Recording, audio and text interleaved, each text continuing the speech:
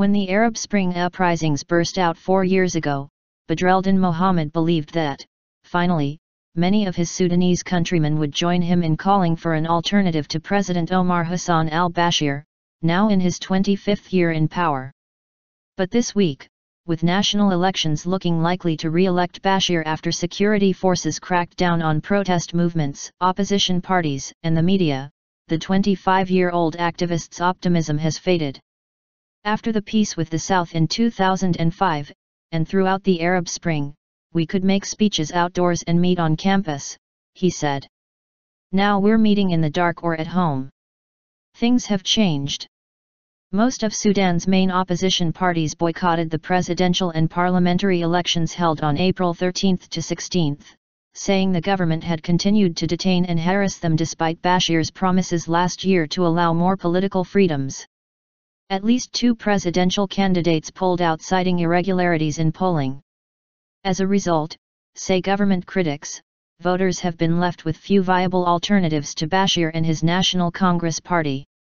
The public's will to vote is also being worn down by government warnings that the country could fall into chaos under new leadership, activists say.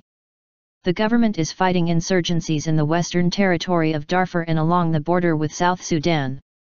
Mohammed's group Jirifna, We Are Fed Up, has lost members, partly because the government has planted this idea in people's minds that if Bashir leaves, or if we take a single step towards democracy, the country will fall apart, said 25-year-old member Salah Ahmed. Over late-night sweet tea and cigarettes on the banks of the River Nile in Khartoum, other youth activists who have known no other president but Bashir discuss how stricter controls on media and the opposition ahead of the elections forced them to adapt.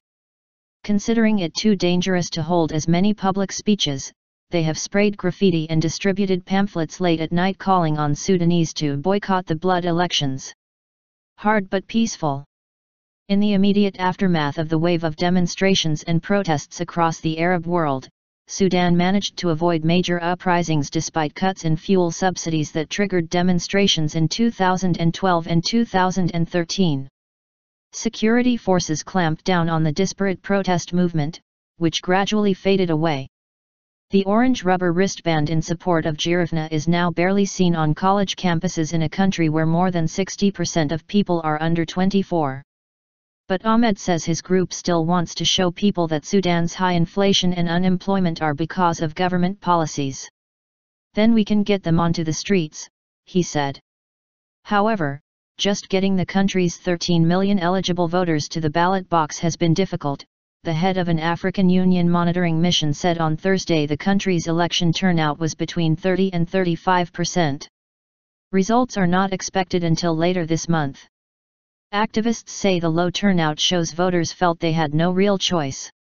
But many voters said they preferred stability to the possibility of the violence that has hit Egypt, Yemen, and Syria.